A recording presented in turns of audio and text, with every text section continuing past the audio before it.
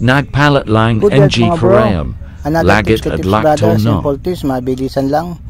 Bigyan ko kayo ng tips regarding dun sa needle niya. Yan, needle. Minsan nagpapalit tayo ng needle, ng karayom. Nagkakaroon kagad tayong problema. Naglalagot daw. Naglalaktaw. Hindi po lahat ng karayom na nabibili natin ngayon is magandang kondisyon. Hindi gaya natin noon. Ngayon, made in China na, kaya medyo yung iba baluktot ng konti, yung iba hindi.